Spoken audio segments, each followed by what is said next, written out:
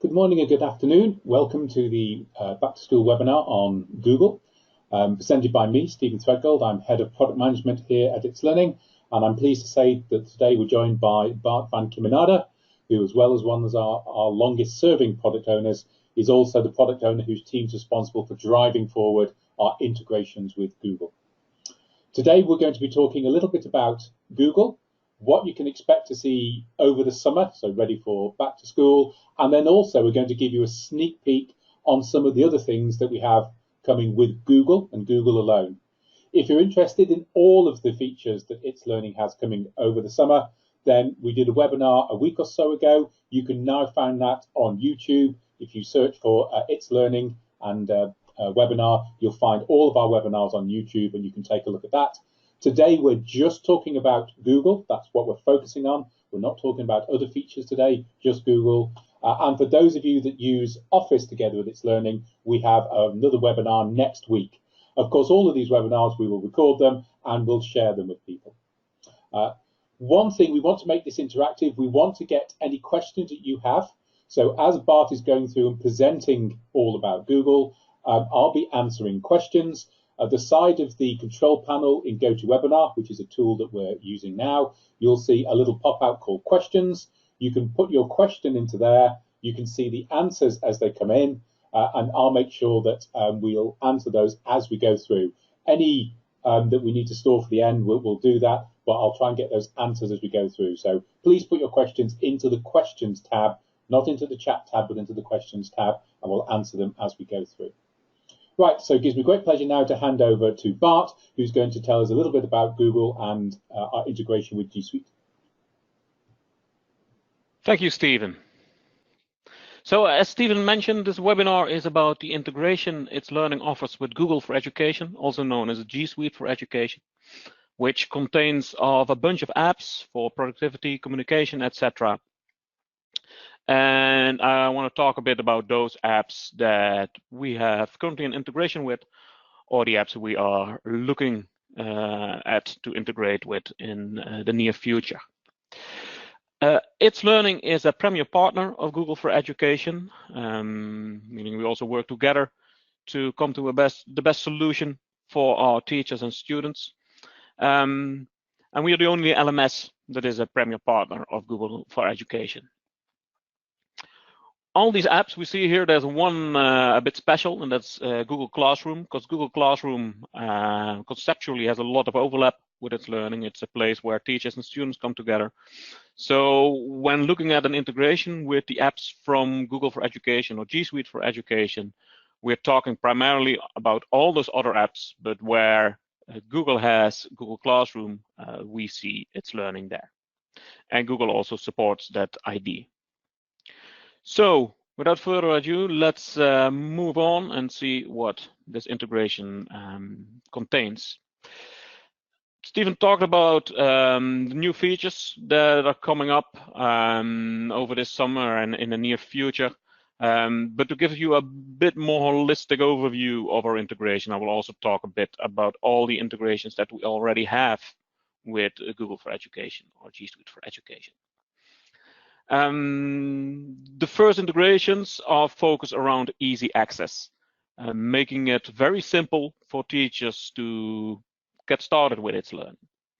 And we have developed two apps for that. One of them is a Chromebook app that is suitable only for Chromebooks, and the other one is a Chrome app, which means it is available in the Chrome app browser. I will also talk a bit about how users can access Google Apps from itslearning, but also further down this webinar, how you can go to itslearning from another Google app, basically trigger a follow-up action in itslearning from a Google app. Let's start first with the Chromebook app. And again, that is a way primarily to get access to itslearning, and it's also often known as single sign-on. So what you see here is a screen, the desktop basically of my Chromebook, and below in what they call the Chrome launcher, you will see the itslearning icon. Clicking on the itslearning icon will basically log you on to itslearning with the account you are logged on with to the Chromebook. So I've recorded a video here that basically shows you the flow. So you click the icon, and then we take you to It's Learning based on the Google account you have connected to your It's Learning account. What you see here is the new homepage of It's Learning, also coming over this summer. If you want to know more about this homepage, then please check out the overall Back to School webinar that Stephen mentioned, and that's available on our YouTube channel. So basically, the Chromebook app, quite straightforward, but very powerful, very useful for teachers and students, allows you to easily access It's Learning with your Google account. And what's very powerful with G Suite is that domain administrators can push the It's Learning app, but also other apps, from their domain to all Chromebooks in their district or in their school or in their municipality. So the setup of this It's Learning app can even be managed all by the domain administrator of the G Suite domain. A bit similar concept is the app we have in the Chrome app drawer. Technically, it's a G Suite Marketplace app, but I'll just show you briefly what it does. So let me hit play again. I click on the app icon at the top right of the Chrome browser. And then if you scroll further, you'll see the It's Learning icon. You can simply click on that. And again, it will take me to It's Learning based on the Google account I have connected to my It's Learning account. So 2 ways of easily accessing It's Learning using your Google account. Now, this single sign-on requires the Google account to be connected to the It's Learning account. And that is something that over the last years has been something that users can do manually. So either under connected accounts in their personal settings, or whenever they wanted to access their Google Drive from It's Learning, if they hadn't connected their account yet, they were asked to do so on the fly. But to make it even easier for your teachers and students, it's now also possible to automatically connect these accounts, basically by extending the existing integration you have with your SAS or your MIS. And that way you can make sure it just works for your teachers and students. If you're interested in this automatic connecting of accounts, please reach out to your local It's Learning organization. Next up, I want to talk about productivity tools in G Suite and how they can work together with the pedagogical tools in It's Learning. Some examples here are a teacher bringing in resources from the Google Drive, maybe a presentation made in Google Slides, or even a student writing their answer in a Google Doc and bringing that in as answer to an assignment. Again, in all these cases, we want to make sure that these tools are available for our teachers and students without much clicks. So what does that mean? First of all, it means that it is very simple to bring in course resources to It's Learning. This is something that we have developed actually a couple of years ago, but it required quite a lot of clicks, to be honest, to eventually take a file from your Google Drive and add it to It's Learning as a course resource. So we're making some changes there. First up, and that's coming this summer, actually, the upcoming release, is a way to quickly add course resources. And I'll show you again in the video how that works. I click Add, I click Google Drive, the picker opens.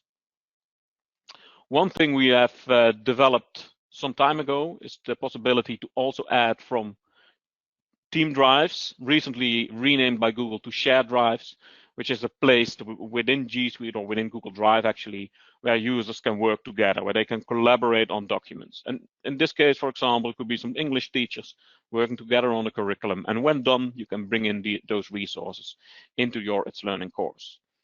Together with that, we also made it possible to select files that have been shared with you. So when individual files have been shared with you. But in this case, I'm switching back to the Google Drive, so my personal Google Drive, select the file and add it to my course.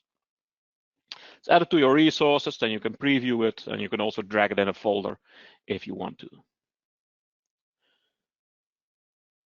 The same concept, we're going to extend slightly. It will, with the same release as I just talked about, so that the upcoming release also be available in the planner to add from Google Drive. But in both cases, we're going to simplify it even further by also focusing on files you have recently worked with on Google Drive. So let me again play the video. I click Add. I go to Google Drive, and what I see there is not only an option to basically open the Google Drive picker, which we just also saw, but also just to pick a file you recently worked on your Google Drive. So I'm going to continue the video and just select one of the recent files. I can see that just with a few clicks, the file is now added. It's actually so quick, so maybe I should just run the video again, go to Google Drive, click on the recent file you want to add, and it's added. And this will save a lot of clicks if you compare it with the current way to add a file from Google Drive to the planner. This recent addition to also show the recent files is something that comes late summer to itslearning.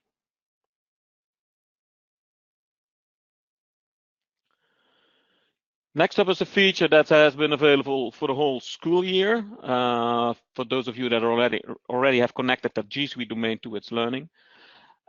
I talked in the beginning that we're not looking at integrating with Google Classroom, but anything very powerful of Google Classroom is of course something we are looking at. And one of those killer features that Google Classroom offers is the possibility to take a document from your Google Drive and choose to make a copy of that document for each student to write their assignment answer in.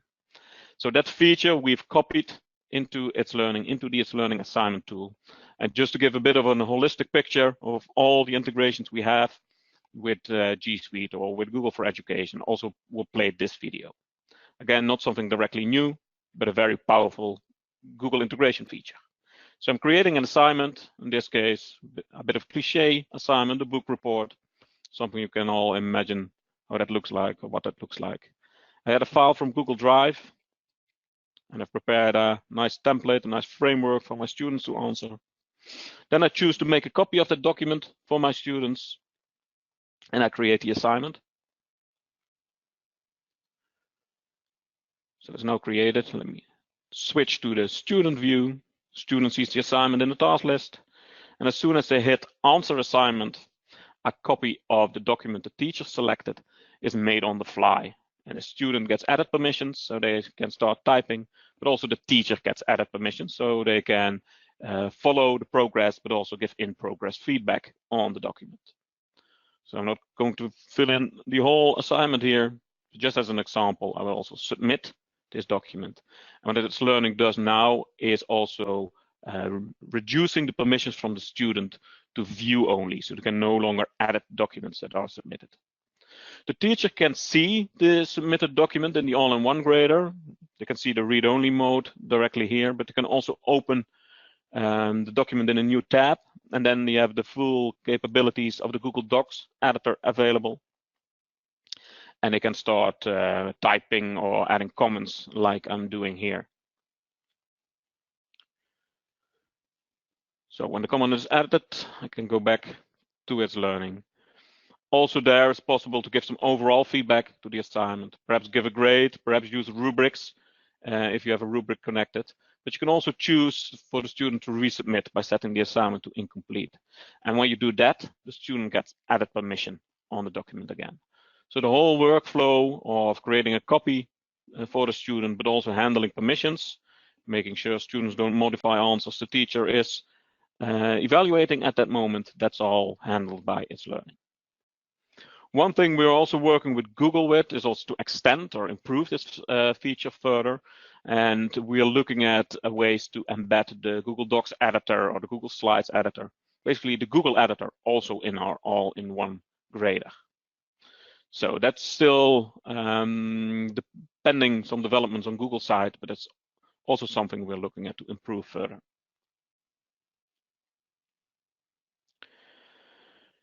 Now, I mentioned in the beginning, easy access to Google tools or easy access to itslearning with your Google account. Though that's something we want to achieve, or for a big part already have made possible.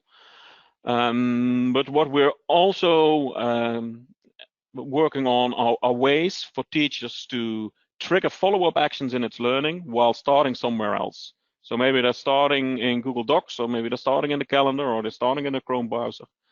And with the resource in front of them, they might want to do something in itslearning. So rather than going into itslearning and then creating an item and then linking to the Google resource, why not starting from that Google resource? So that might sound a bit abstract, so let me show you what I mean. Starting up with Google Calendar. This is an integration we're close to releasing, and then we will start pilots first to make sure this actually fully meets all the expectations, because it's a complex matter. But I can walk you through it, what it currently does. You will see on the left here all the courses from itslearning, or your favorite courses, I should say. And on the top, you will see the assignments in those courses on their due date. Lastly, if there are course events, you will also see those course events listed in the calendar. So let me hit play again. And I'm opening this assignment. We see a link where I can directly jump to the assignment in itslearning. And as a student, I could answer the assignment just like the make a copy functionality we just saw. Same goes for events. If there's more information to show for an event, there is a link that will, again, with single sign-on, take me to itslearning and open up the additional information around that event. So in this case, there's an excursion, and there is a registration with choices the students can make directly connected to the event. So teachers and students don't have to start in itslearning. They can start in Google Calendar, but if they want to see more information or actually start working on the assignment, they can jump to itslearning, and they will automatically be taken and logged in to the right item. So I've now used the example of assignments, but basically everything on the task list of itslearning with a due date will be added to Google Calendar. So that includes surveys or tests or the task tool, etc. So next up, and that's actually the last slide on the currently in development section, and that's a Google browser, a Chrome browser extension. You can see a small icon here next to the address bar. Just like the Chromebook app, it is possible for domain administrators, for G Suite domain administrators, to push these Chrome browser extensions to all users in their domain.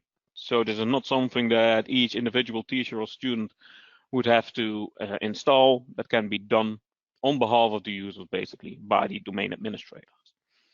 So what this extension does is basically allowing you to do follow-up actions with the web page you're currently visiting. And at this moment, I'm looking at a YouTube video to do follow-up actions with it in itslearning.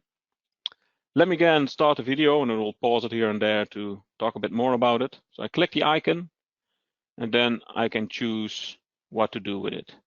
At this moment, we're looking at 3 follow-up scenarios. First of them is adding this as a bulletin to a course. Second is creating an assignment of this web page you're visiting. Lastly is adding it as a resource to the course. So let me hit play again. I'm choosing to add it as a bulletin to my math course. And since this is a bulletin, I can give a bit more information around this web page for my students. So as soon as I click add to course, it's already added, but you can open it in itslearning to basically view the results of your action. So there's the video I've just added. So YouTube, one of the examples where you can easily add a YouTube video to itslearning while sitting outside itslearning, basically. But we're also looking at Google Drive, for example. If you are looking at a Google Doc, you can also add a Google Doc to a course and perhaps add it as an assignment and choose from the Chrome extension to make a copy of that assignment for all your students. So we believe this is a very powerful way of getting teachers to populate itslearning, if you will, with content. That's all for me. Stephen, maybe there are some questions we can take. No, looks like we haven't had any questions asked as we've been going through. Just to say, this morning we had another version of this webinar.